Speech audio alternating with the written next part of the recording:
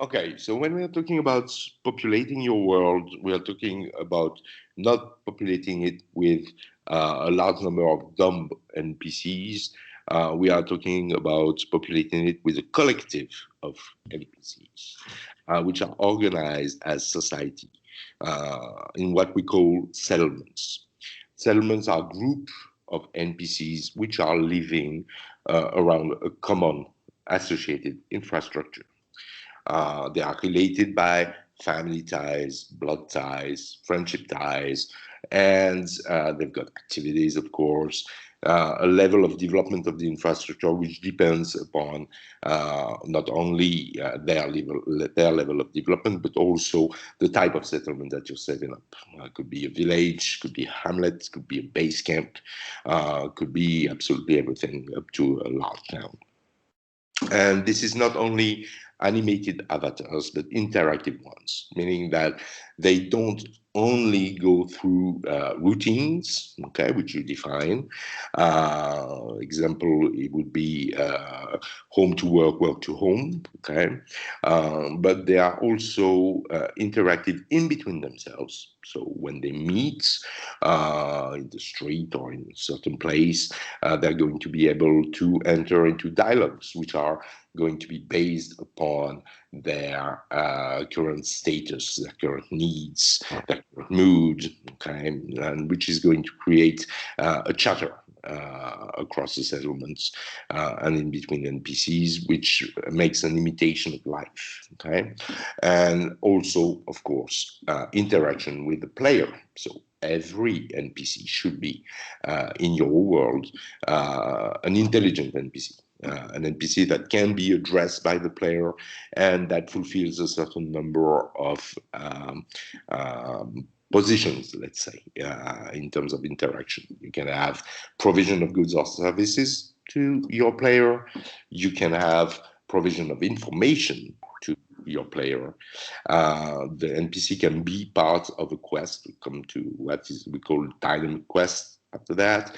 And last but not least, also your NPC can talk about the weather and all kind of regular, meaningless in itself type of dialogues, chit chat. Okay, um, they have systemic behaviors, meaning that they are running through cycles of needs which they need to realize. And in order to realize his needs, in order to fulfill his needs, they need to do a certain number of things, okay?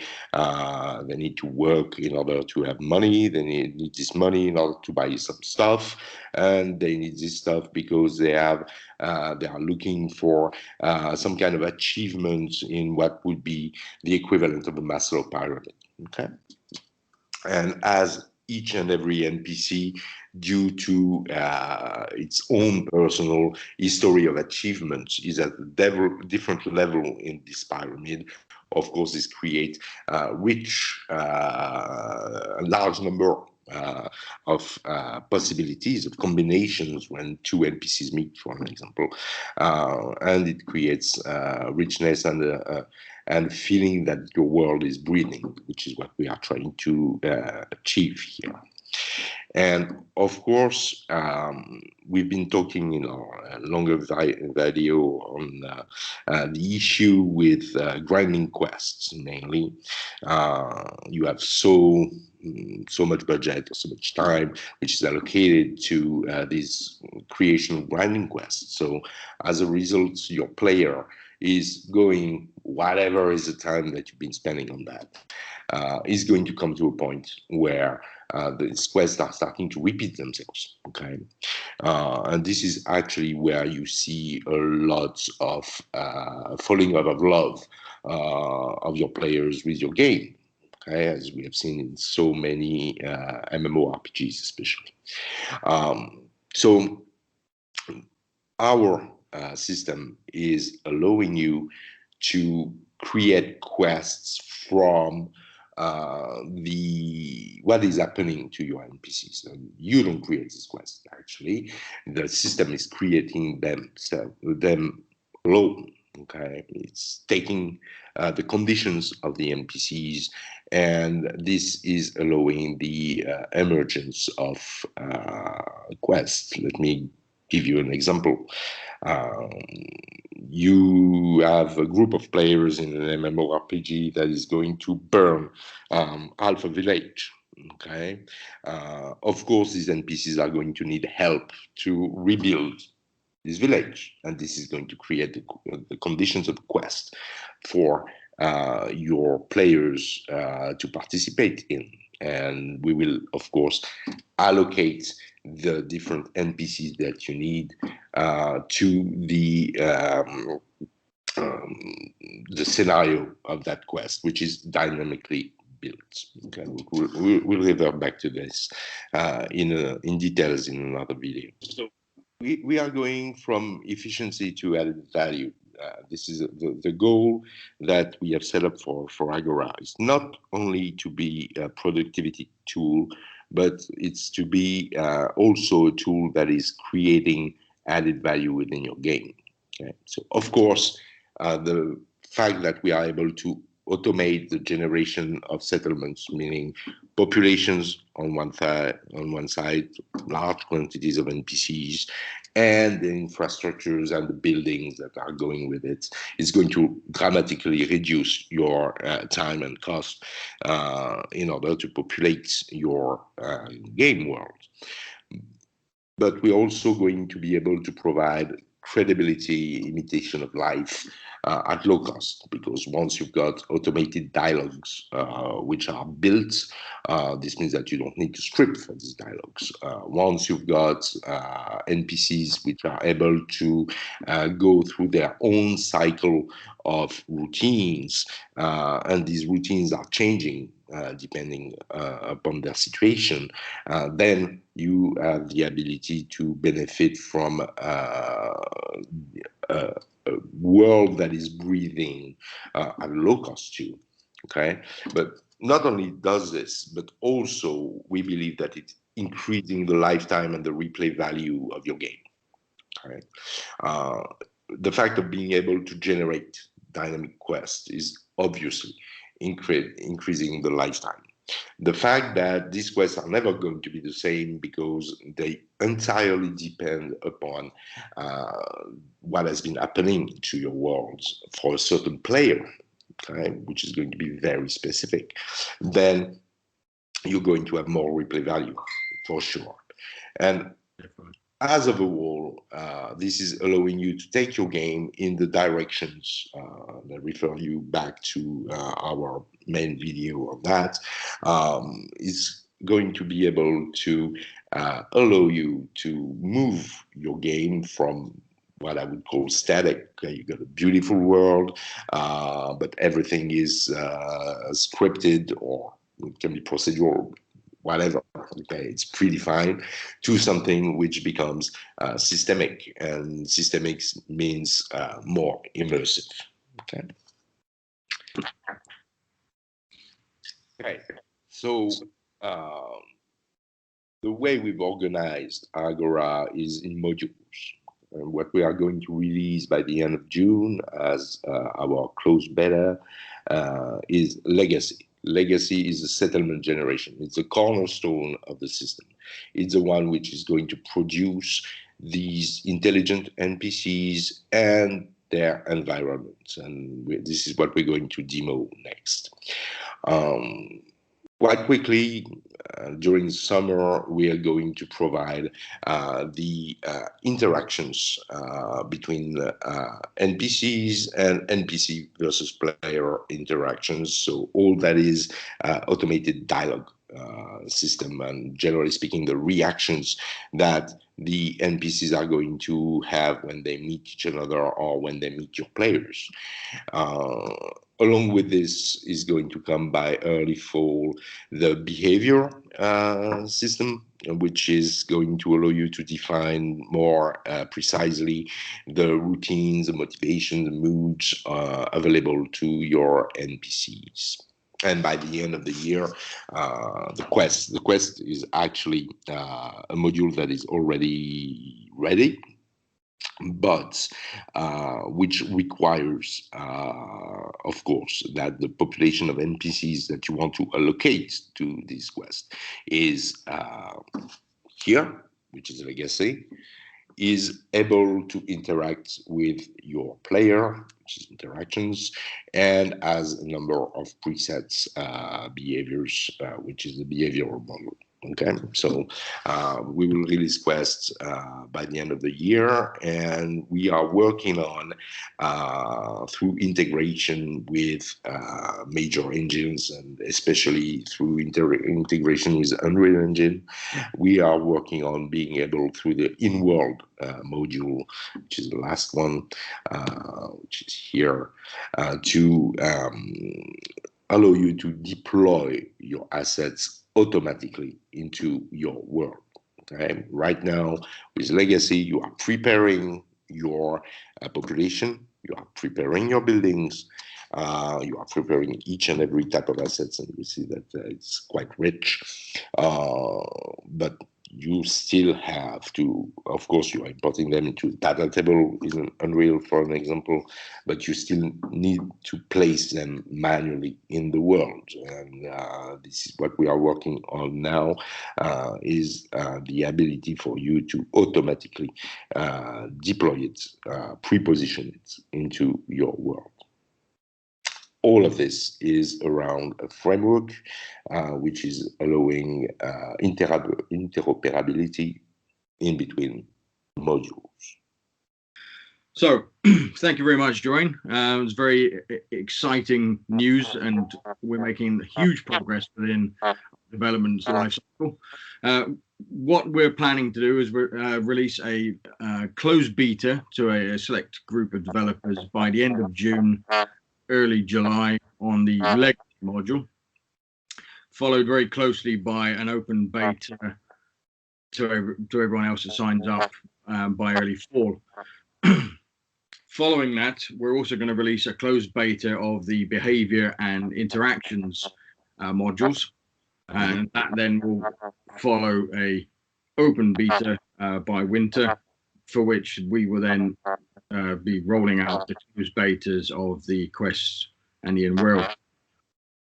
The reason we're rolling out in modules is because we want to offer the best support possible to those that are taking up the torch, so to speak. So that's enough from me at the moment. I think we've seen enough slides, and it's over to you, Joanne, for a demo. Okay, perfect. Let's get started with this. All right, so we are now in the menu of Agora Legacy application, okay? And what you see here is a Java-based application. We chose Java because of its neutrality and its easy portability to any platform. And we decided that we would keep these windows here relatively small, so you can, as you understand, you have several modules, so you can have either multiple modules open, or of course you can have your game engine editor open at the same time. Which is absolutely not a problem from a performance standpoint.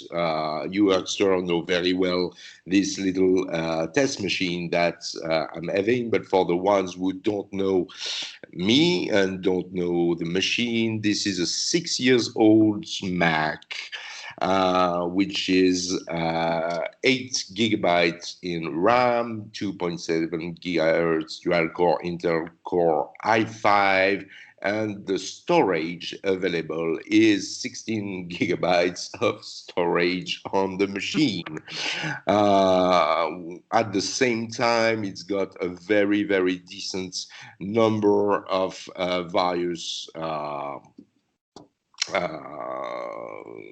windows which are open, and of course we are in the IDE itself, so we are NetBeans for the one who know NetBeans amongst you.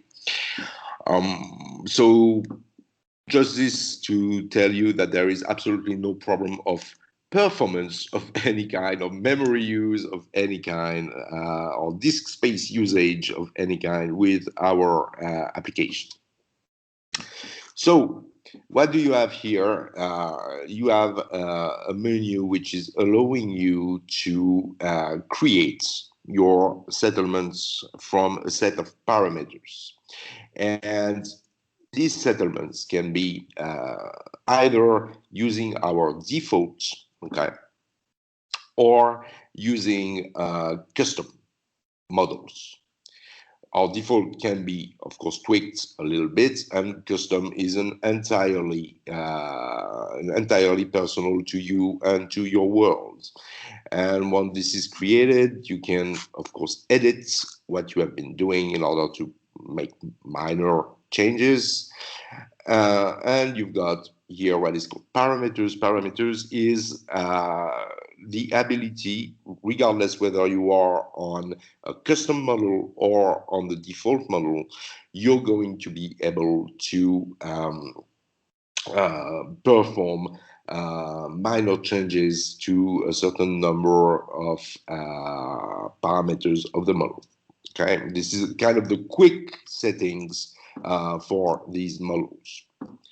The little sword here is a magic button which is allowing you to go back to the previous level of menu.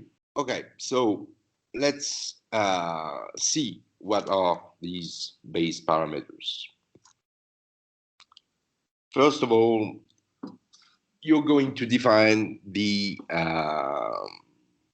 importance events in the life of your NPCs. Okay, so of course they get born, then they become adults. So adulthood here is the age in number of years at which they are starting to be able to create their own family, to get a job, and so on and so on. This is something that you can set up freely like you want.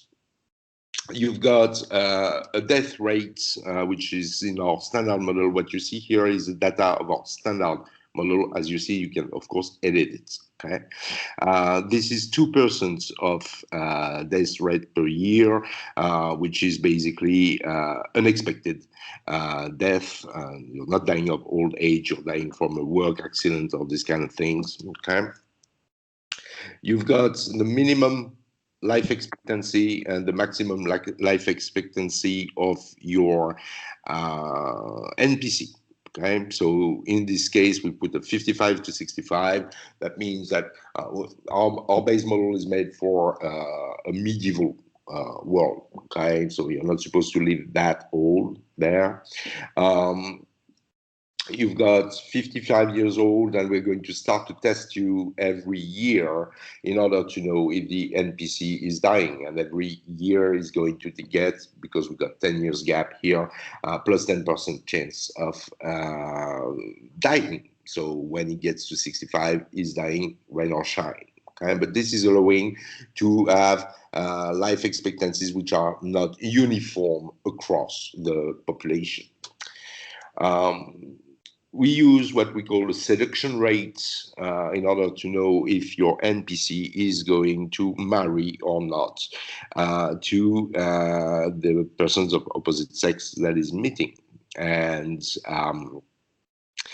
if so, you got a test, and if you pass the test, then you start a family with a goal, which is to have children.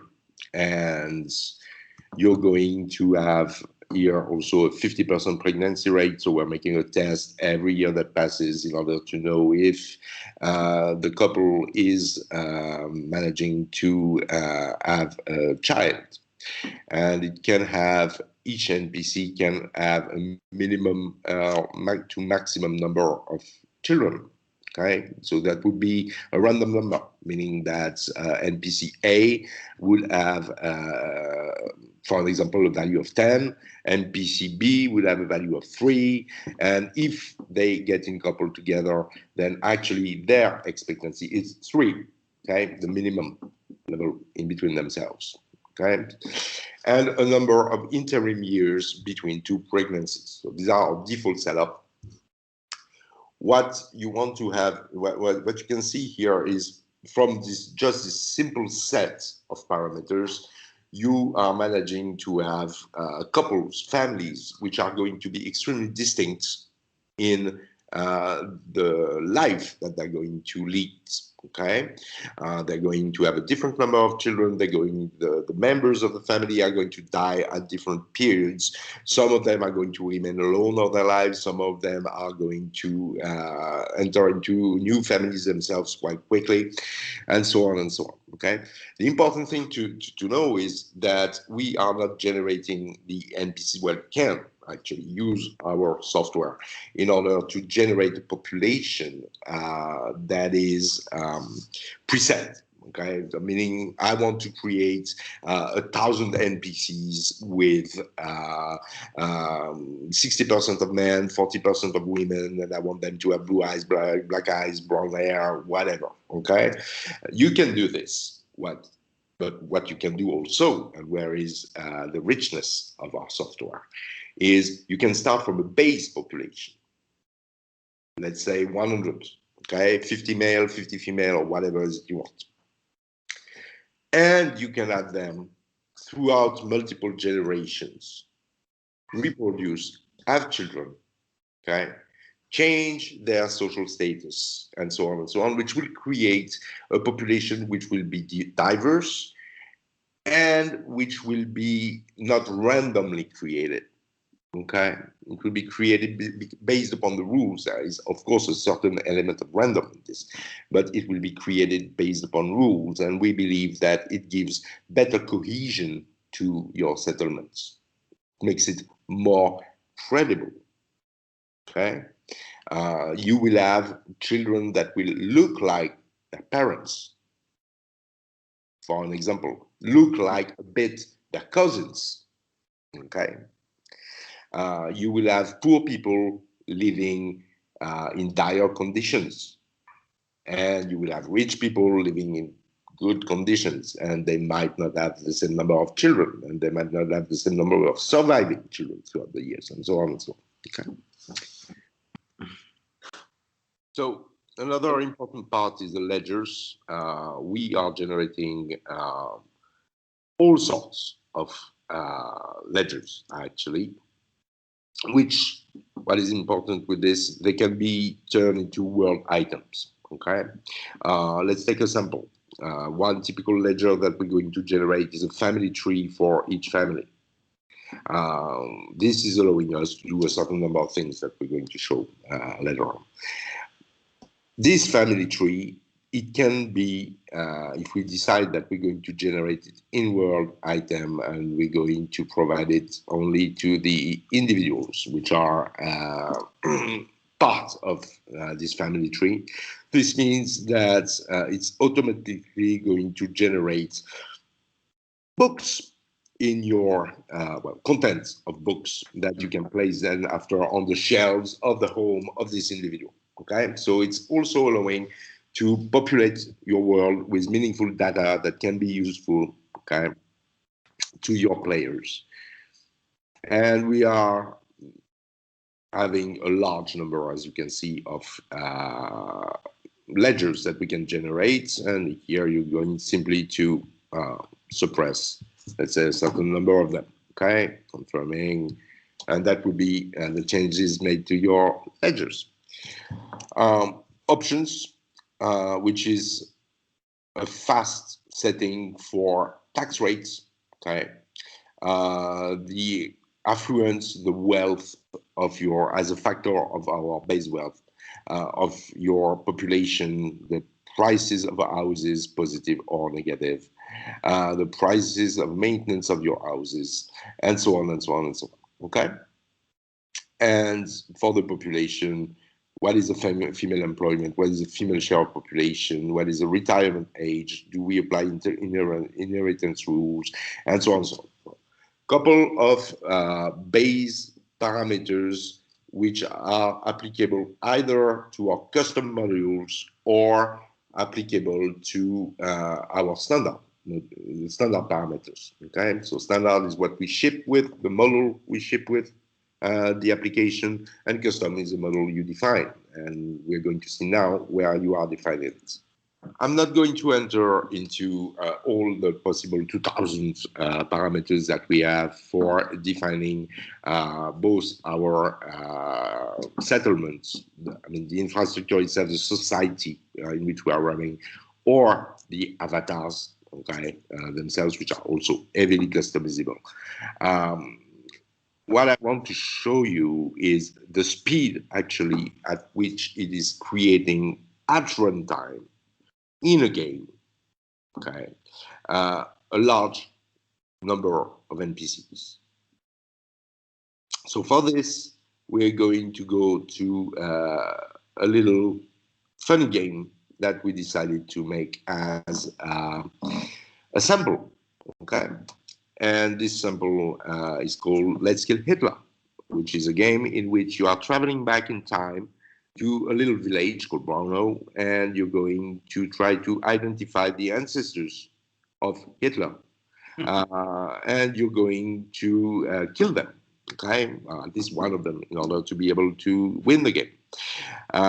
In order to do this, we have to create a population, which is a population the year Hitler was born, okay?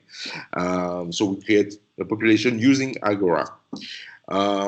We are selecting a Hitler, okay? So we are selecting one of the male newborn babies that year, and we're saying this is Adolf Hitler, and we are computing his bloodline, so all of his ancestors throughout time, okay? And as we have decided not to give to the players the opportunity to mass kill Austrian babies, we have basically said that we need to find a moment in time where the ancestors of Hitler are in a sufficient number at the adult age, okay? So we are going through the generations in order to find that specific year, and we are generating the population and the settlement on that year, okay? So what you're going to see now is a creation over a period which is generally 100 to 200 years long. So you got between 4 and 8 generations of population of the same settlement, which are created and computed and kept in memory, okay, using Agora within a game. So back after a little pause, and we're going to be playing Let's Kill Hitler, or at least we're going to initiate a game of Let's Kill Hitler. So we're going to play Germans, and we are now going to, so you see I am in NetBeans, I'm in the IDE, and now we are going, this is a code, this is going to be, we left a lot of printouts to be able to show you stuff, so this would be even faster than it's going to be in terms of generating population at runtime, which is what we are doing now. So let's see. This is a beautiful demo effect. Sod's law, isn't it? Yeah.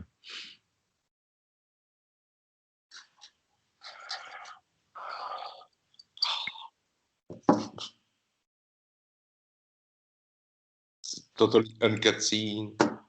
Yeah.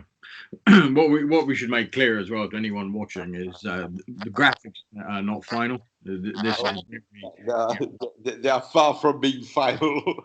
this is an alpha build of the actual application. Okay, so this was a bit long. So we probably have a very big population, actually, which we are going to see now because Java decided that it was not going to. Yeah, we definitely need the prints. Please be nice with me. This is NetBeans. I need to relaunch. No, okay, that's fine. So we are. Oh yeah, we've been running on some kind of. Let's see the final results, and I will explain you all of what you see after that. So you see that it has taken us a couple of seconds, okay, to create at runtime a population that is quite big over a period which is quite long, because that is our population details. Let's come back here. So we've been running this over a population which the final population is 5,623 avatars. Okay, we have now been creating, I will show it to you, 5,623 NPCs, which is what, 5 times the size of the number of NPCs in Red Dead Redemption, for an example. Yeah, rough tough. Yeah.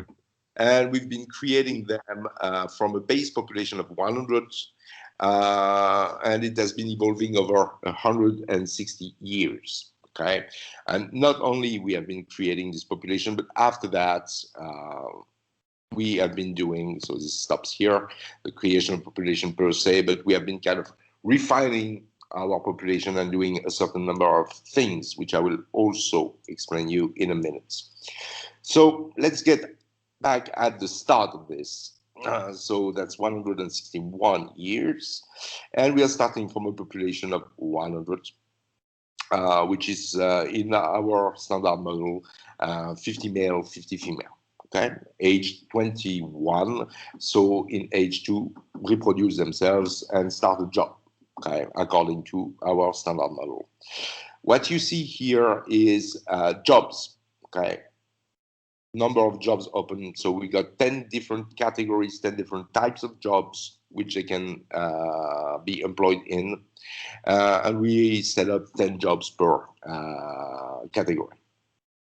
What you see here is housing, okay? So it starts with 100 what we call shacks, temporary inhabitations, okay? The difference between a shack and a non-shack home is that there is no ledger for the shacks. We consider that it can be rented apartments, it can be a duffel bag in the street, whatever. But this is not something that you transmit over time. Okay, so you got 100 shacks, and after that, what you have here is a number of houses of different types that we are supporting.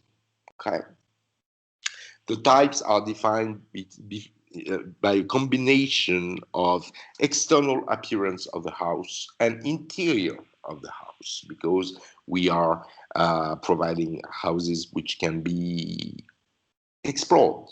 Okay, every door should be open in an open world. And here what you see from utilities to the city ledger is actually the public infrastructures. Okay, which our NPCs are going to develop over time as their settlement is growing and evolving. Okay, and you can see that on this first year we have 26 weddings, and we have 8 newborn babies. So going to collect taxes, and we're going to have 3 dead out of our population by non-natural causes, with a classification of cause. So that makes us arriving at the end of the year with a population of 105. And we're going to go on and on again. They have been working. You see that our wedding is now 100 minus our shacks are 100 minus 26 wedding. That's 74 shacks. People have been moving together, so they're creating households. And they got new weddings, newborn people, and it goes like this for years. They still didn't, they have started to develop basic infrastructures here. So -1, the infrastructure is absolutely not developed. 0 is the first level of development. They started to build some houses here, which are going to be transferred through ledgers. Okay, they're going to be part of our real estate ledger. And it goes on like this for 161 years. So let's scroll down these reports to get to the last year.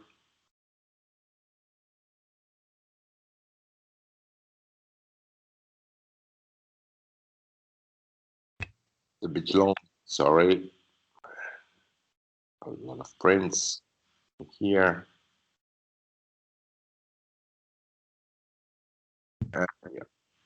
Maybe finally get there. Yeah, getting closer anyway. So what is important is that all that you see when I'm scrolling down is been recorded, okay? It's been kept in memory. The population has been kept in memory, and the infrastructures have been kept in memory, okay? Number of buildings, etc., etc. And what I want to show you is actually the size that it takes on disk and in memory. So 5,000 plus NPCs is taking 1.2 megabytes on disk. So this is pretty much useless for you, but this is the data which is pertaining to each and every NPC and infrastructure elements over this period of 160 years. So you got absolutely each and every NPC which has ever been born or died throughout this period of time, and each and every house which has been created, each every piece of infrastructure which has been created, and that's 1.2 megabytes. Okay, so that's also 1.2 megabytes in memory, because we don't call this save. It's just to show you the size that it has. Okay, so let this sink in a moment. You've got 5 times the population of, well, actually more than this, because you've got the historical NPCs, okay? So it's 6 times, 7 times, 8 times the number of NPCs which are in Red Dead Redemption, which are in 1.2 megabytes of memory.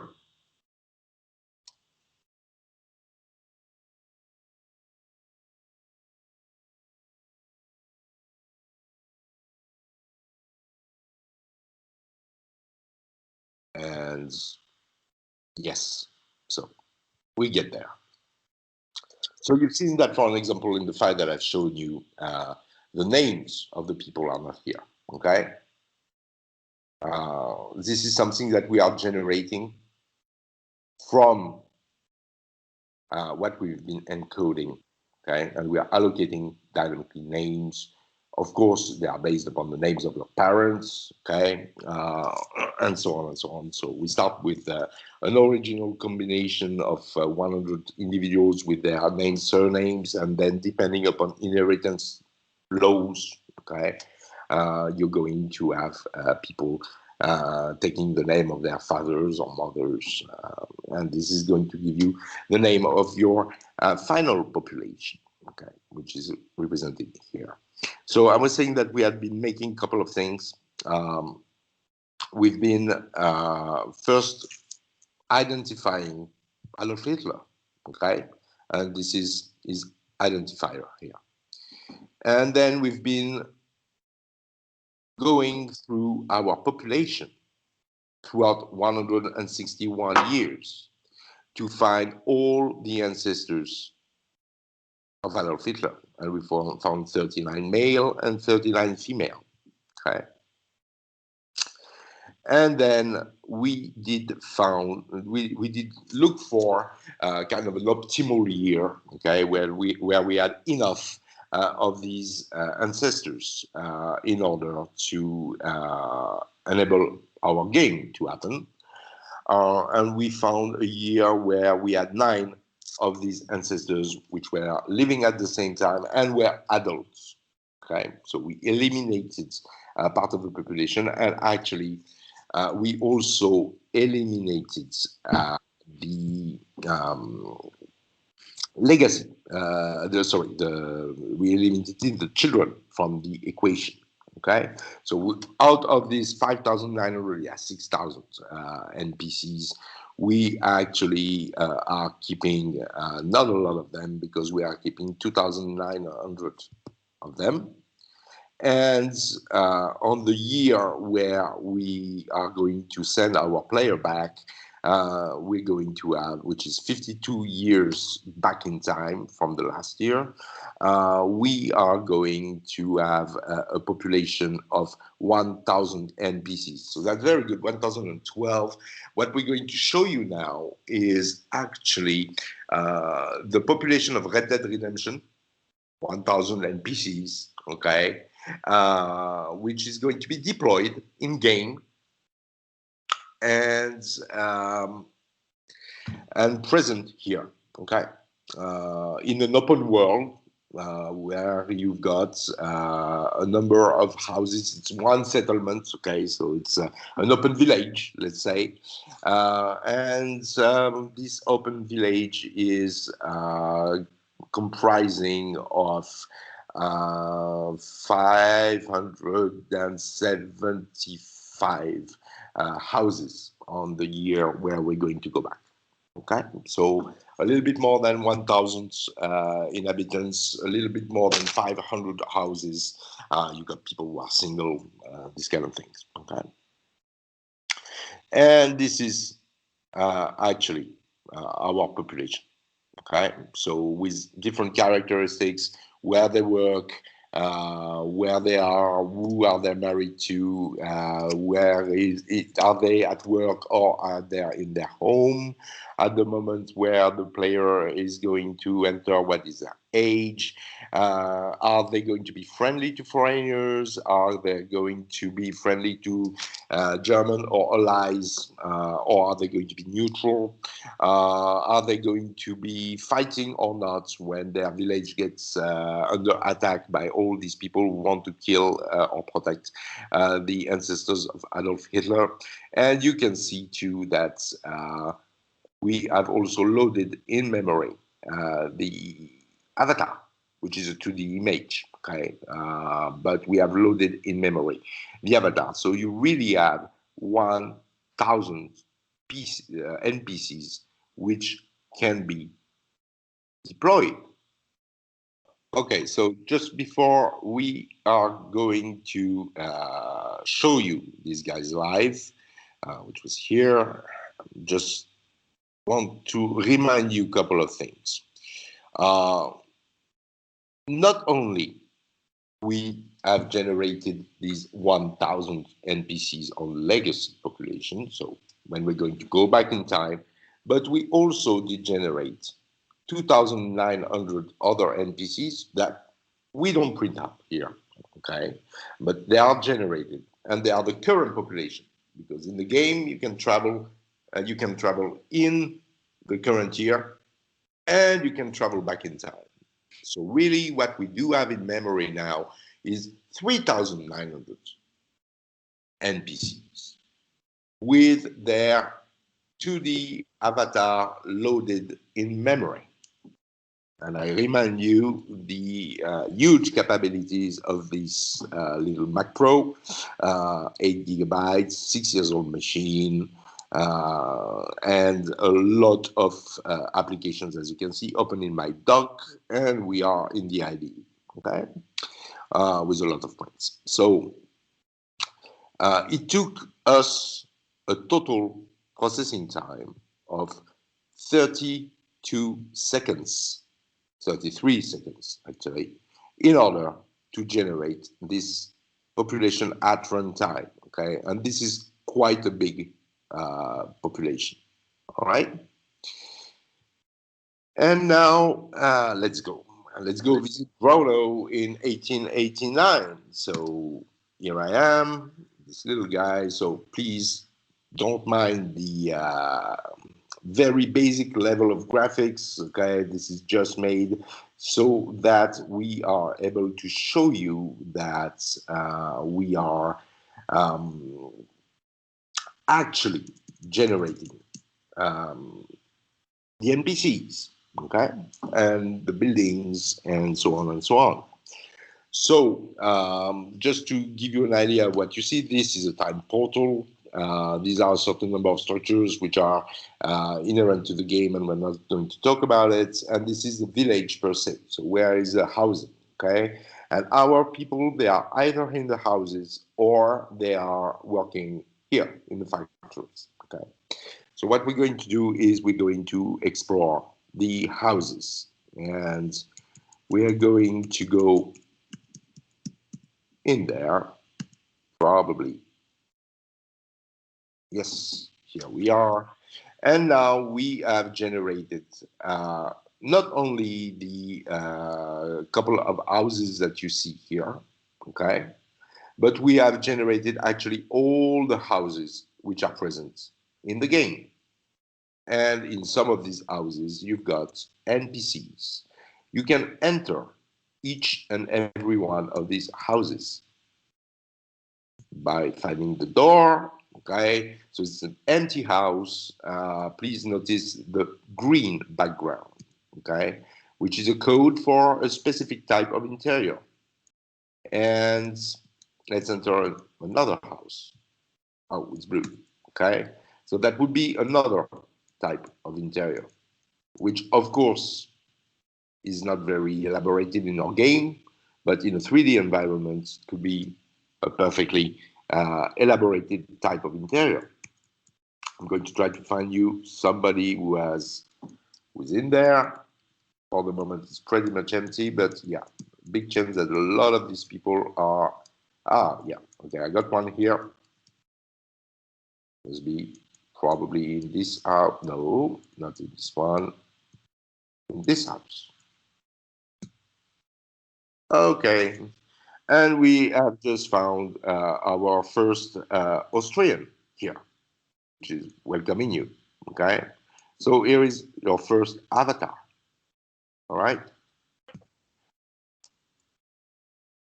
Now let's go back in time. So let's go back to the village. As you see, we need to cross a certain number of, yeah, and forget the navigation bugs here. Okay, the game is absolutely not ready. Now we have just traveled in time. The little flash that you've seen, we've been moving back is 52 years in time, and we're going to go to Bruno again. And it's not the first screens are different because these are the most ancient homes. Okay, we start by these ones in the way we have designed our village. Okay, so for an example, here we had something like 500 something houses. They are spread in groups of 8. Okay, so you've got a number of screens with 8 houses inside. And you see that these houses are different based upon how your NPC has been and its ancestors, okay, have been faring. Okay, they earn more or less money, they improve more or less their houses, and so on and so on. So we have different interiors for different people, and here we got another guy. Okay, so all of our 500, and that will be it for the demo. Well, might probably go to the end of the village. Okay, let's go. So of course we are lazy, and we decided that there would be 8 houses, and for gameplay reasons, we decided that there would be 8 houses per screen. This could be completely different. Okay, and you can auto-generate based upon your rules any kind of levels that you want. Okay, because in practice, what we did was to generate an open world of 5 100 houses, 1,000 guys, okay? Plus another another part, which is modern times with 2,900 visits and probably 1,000 houses for your starting year, okay? So you got these two worlds which are coexisting. And then we've been generating levels within this world, okay? And we are actually what could be called streaming levels, okay? And it's going to take a little time for a little guy to get there, but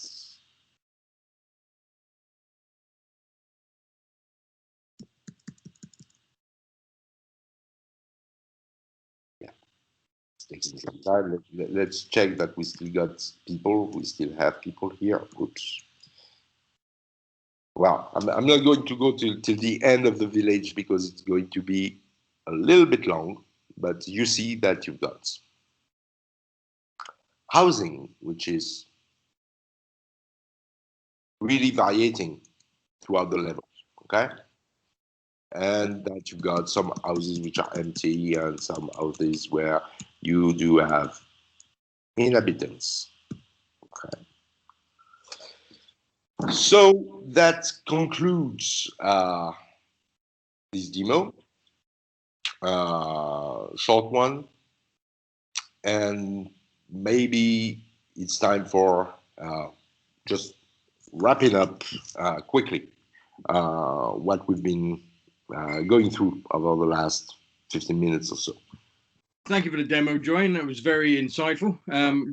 What we have to be very clear to everyone watching that we are in a very early alpha stage with the actual gameplay itself. But the premise is to actually demonstrate the technology behind it.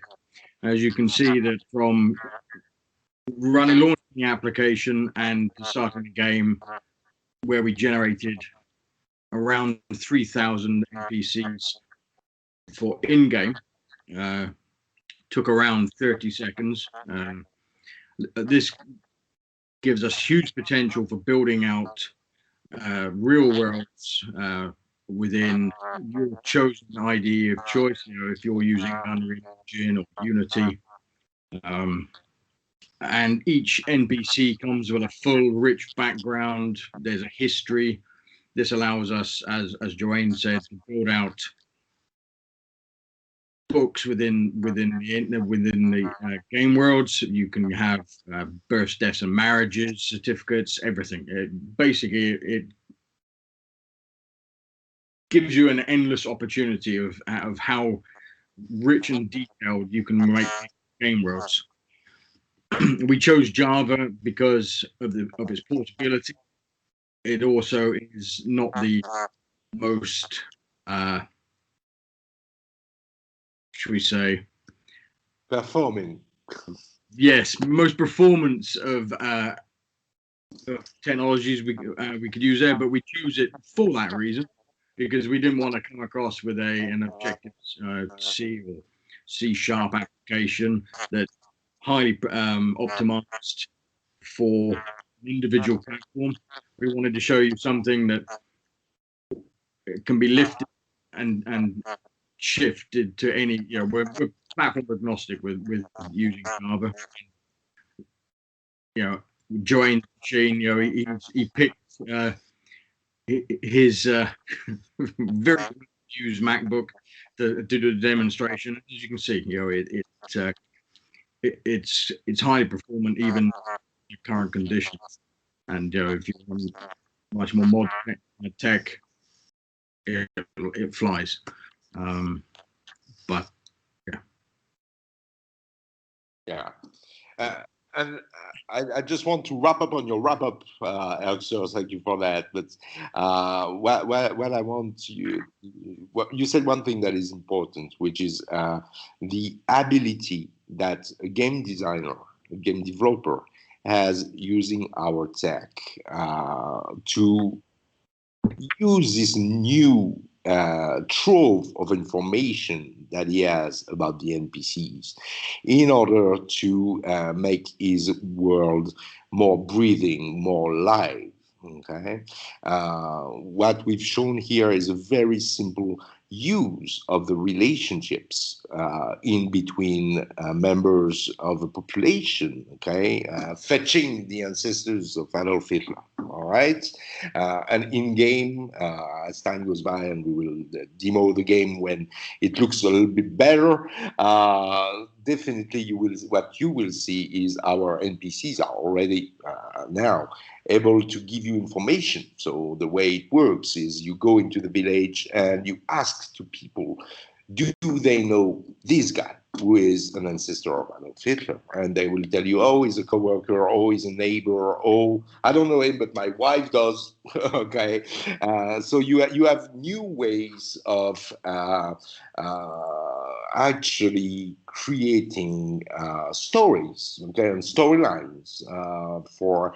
We are talking about dynamic quest. This is typically this. Okay, let's go find the ancestor of this guy. Okay, because I don't know, the ancestor of this guy did hide an object in the basement of the house that he was occupying 200 years ago. Okay, and you come across this NPC who is poor, who is literally sleeping on the sidewalk, and the guy is complaining about the fact that how if he could find what his great grandfather has been hiding, and God knows which house, okay, of the village at the time.